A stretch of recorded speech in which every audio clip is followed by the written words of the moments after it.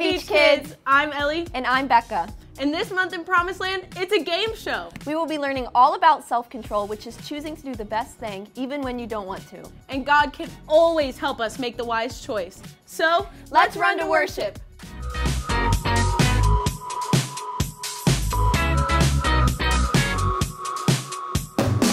You hold the world in your hands. You put the stars in the place. You help me understand, and you guide me for all my days. And everything I do, I will keep my eyes on you. And everywhere I go, I want the world to know I trust in you. I trust in you. I will trust in you.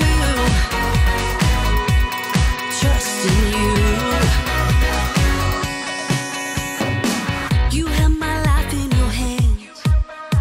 Your wisdom is what I seek. You teach me to understand. You're the strength that gives me peace. Oh, oh. And everything I do, I will keep my eyes on you. And everywhere I go, I want the world to know I trust in you. I trust in you. I will trust in you. Trust in you. You hold the world in your hands. You put the stars in place.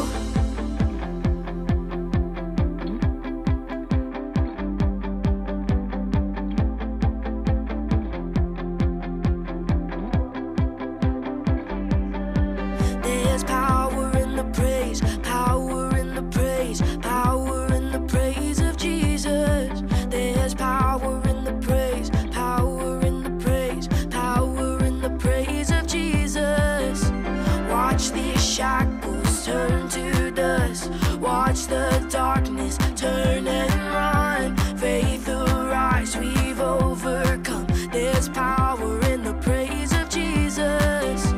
Watch these shackles turn to dust. Watch the darkness turn and run. Faith arise, we've overcome. There's power in the praise of Jesus.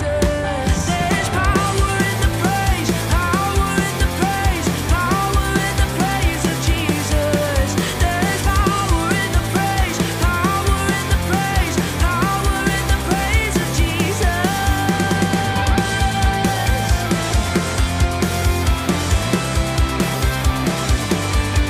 There's power in the praise, power in the praise, power in the praise of Jesus.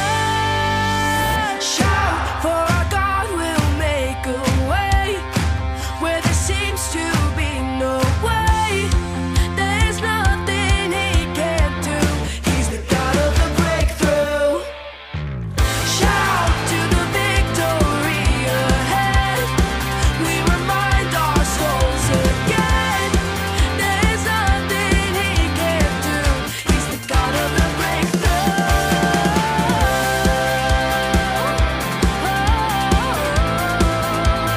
He's the God of the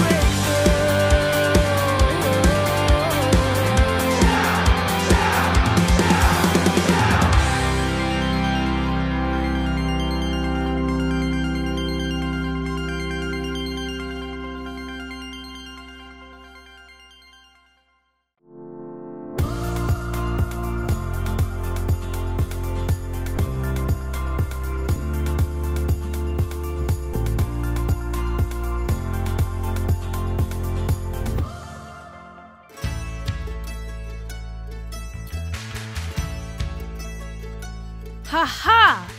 Victory! I did it, God. I got everything I needed to get done this week on time and ready to go for school. Which is saying a lot. I mean, it wasn't too long ago. Dad sat me down and said that since I was in 8th grade, remembering to get my homework done was going to be my own responsibility and that it was up to me to choose how and when to do it. And I remember thinking it was cool. I was getting older. I should be able to do this. Piece of cake, right? So, when school started back, I decided to do things my way. I'd set my backpack on the kitchen table and grab a snack, or go outside, or play video games with my little brother. And I would do it again, and again, and again, and, well, lots of agains. Everything was good until I looked at my current grades online. Let's just say, not good. And the reason? I was missing homework assignments. I told Dad about it. He wasn't thrilled, but wasn't angry either. He told me that if I want to make sure to get all my homework done, it's up to me to make it a priority. And you know what? He was right. I just needed your help to take control of the situation. So I asked you for help and the attitude to get my homework done no matter what. And you did. Because instead of going off and doing whatever I wanted right when I got home, I decided I would try and do my homework as soon as I got home. So I'd just eat a snack while I worked, or let my friends know I'll be outside as soon as I finish, or tell Riles I'd play video games with him in a little bit. It wasn't always easy. There's always a million other things I would rather be doing than my homework. But it all paid off. I brought my grades back up. I was pretty stoked. Dad was too. Anyway, getting my homework done, even though it was the last thing I wanted to do, has been good. And I am grateful for the self-control you gave me, God, to get it done. Okay, gotta go. Gonna play some video games with Riles. Talk with you later, God.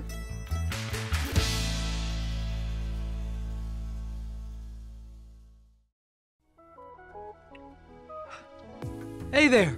Welcome to the Story Lab. This week we're taking a look at a story that's pretty sweet. Oh. Whoa! Sweet.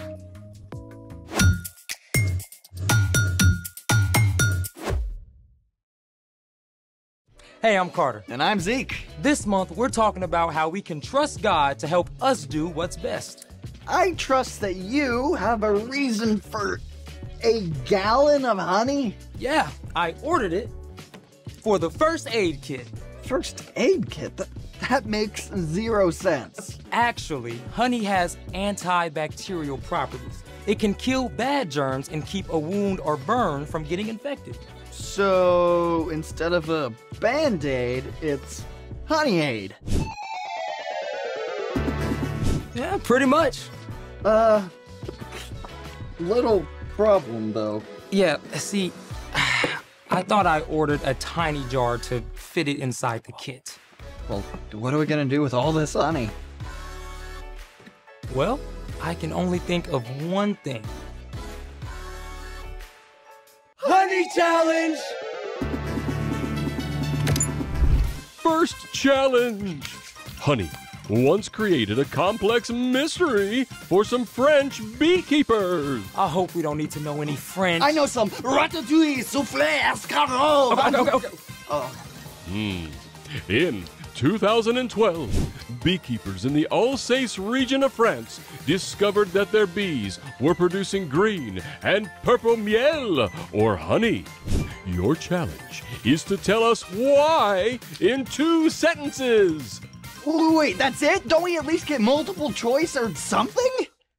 Nope. The bees must have been getting pollen from purple flowers. Don't they do that anyway? Well, The bees were so cold they turned purple, and so did their honey? that's just ridiculous. What about the green? Okay, fine. The bees infiltrated the story lab and took a bunch of our food coloring. Well, we certainly use enough around here. Yeah. Is that your final answer? No! Yes! Incorrect! It turns out the bees had been visiting a nearby factory that was processing waste from production of some well-known bite-sized candies in colorful shells. What? Sounds as though the bees like these even more than you do. Put down the colorful candies. This is not the colorful candy challenge. This is the honey challenge. I thought we were done. No, it's time for your second challenge, creating honeycomb. Creating honeycomb? I don't think I'm cut out to be a bee. It's tasty, edible, honeycomb candy. On second thought... Oh, the pipe! Heads up! Oh, there's another one. There's 2. And another. I got honey and water. This one says sugar and baking soda. These sounds like ingredients. Yeah, but what's it for? Remember he said the honeycomb challenge. Oh, This. okay. What's it say? Oh, it's the recipe. Oh, perfect. Okay, let's set up. Yeah. Hey, honeycomb candy is pretty simple. Oh yeah, what's the recipe say?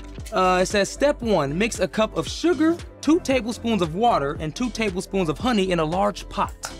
That's it? Yeah. Perfect. All right. And that's the sugar, okay. Then the water. There we go. And then the honey.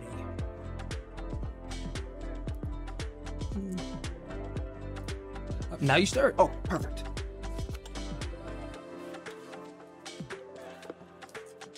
Here you go. Oh, thank you. For your left hand. Okay, what next? All right, it says step 2, make sure your pan for cooling the candy is ready by lining it with foil and non-stick spray. Perfect.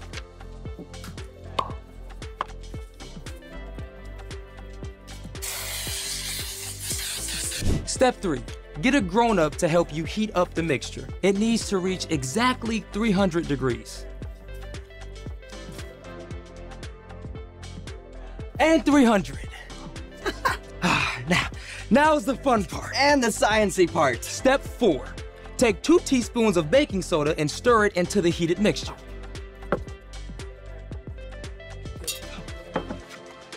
When added to the hot mixture, the baking soda releases a gas that gets trapped in the caramelized honey and sugar. This produces air pockets, just like real honeycomb. Now I see why we needed a large pot. You got the pan ready? Yes.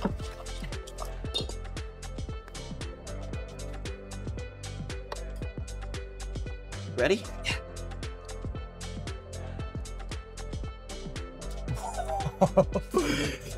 Okay. All right. When can we eat? In a couple of minutes. But while we wait, it's time for... The story before the story. Today we're in the book of Proverbs, which is a collection of wise sayings, many from King Solomon. Solomon became king at a very young age. He was worried about leading an entire nation with so little experience. One night, God spoke in a dream and told Solomon that he could have any gift he wanted. Solomon could have asked for money or power. But instead, Solomon asked God for wisdom so he could be the best leader for his people. God listened and honored Solomon by making him the wisest man on earth. Many of the things Solomon learned and said were written down, together with other wisdom. The sayings, called Proverbs, are short sentences or stories that help people make wise decisions in their everyday lives. Which is where our story starts. Take it away. Hey everyone, I'm Brian, and I love Proverbs for a lot of reasons. Most of them are super short and to the point, and some of them are pretty awesome word pictures. Take today's verse from Proverbs 25:16. If you find honey, eat just enough. If you eat too much of it, you will throw up. In Solomon's time, people didn't have much sugar of any kind, so finding wild honey was a big deal. It was probably tempting to just eat the whole thing. Most of us really like sweet things too. Our brains are wired for it. Say your dad makes some awesome fluffy pancakes with butter melting all over. You're probably gonna squeeze out a little honey or maple syrup to drip down the sides. Yum. But you take that honey jar and keep squeezing. That's when something good turns bad. We all know what's gonna happen if you eat that entire plate of pancakes with a whole jar of honey, right? Ugh. Your stomach is gonna stage a rebellion. And everything that's down there is gonna come up and out. We don't need a reenactment.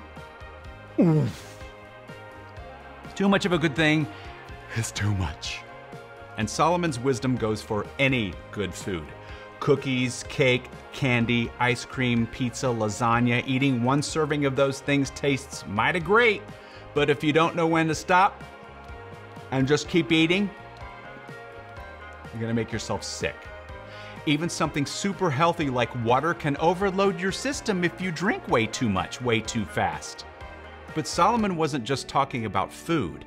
See, God delights to give us good things. God wants us to enjoy them. But any good thing can get out of control and cause trouble if you don't know when to stop. Think about the sun. One of my favorite things in the world is time at the pool or the beach. The water, the bright sunshine, maybe sand castles. But if you stay out too long, especially without reapplying sunscreen, your skin may be pretty painful the next day. Or maybe your thing is video games. When you're playing your favorite game, you feel like you're on top of the world. Yeah, you just can't wait to beat the next level. Boop, boop, boop, boop, boop, and the next one after that. Boop, boop, boop, boop, boop, boop. But if you don't take breaks and spend some time in the real world, you're gonna feel grumpy and jumpy and even end up with eye strain or a headache. It could even be something as simple as riding your bike. It feels great when you pick up speed with the wind rushing in your face, but you go too fast and it's super easy to lose control and meet the ground way harder than you meant to. Knowing when to stop and actually stopping are not always easy. It takes self-control, which means trusting God enough to do what's best, even when you don't want to. When you ask God for help and practice self-control, over time, you can start to live by the wisdom recorded in Proverbs 25:16. If you find honey, eat just enough. If you eat too much of it, you will throw up. That is the end.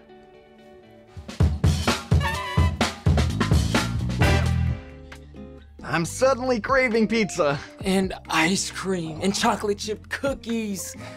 Well, tasty treats are okay in moderation. It's all about knowing when to stop. So, what's our part in the story? Well, you can start by trusting God and asking for help to practice self-control. And self-control is choosing to do what's best, even and especially when you don't want to. Like knowing when to stop. Yeah, like sometimes I know I need to stop eating potato chips, but then I keep doing it anyway. Self-control takes time and practice. When we follow Jesus, God sends the Holy Spirit to live inside of us. Self-control is actually part of the fruit of the Spirit that develops in our lives over time. And we get lots of chances to practice. God's given us so many awesome things to enjoy. Ooh, video games. Hanging out with friends. Awesome snacks. Stuff like soccer and baseball and dance. All great things. But every one of them can cause trouble if you don't know when to stop and you let them take over all of your time and energy. That's a lot of good knowledge right there. True story. See you next time. So, here's the thing. Know when to stop. And I know a great way to practice. Oh, it's like fluffy on the inside. Are you ready? Cheers. Mmm. Delicious. How much do you think is too much? I think we do one more bite. Thanks for joining us in the story lab. Give you that time. One more.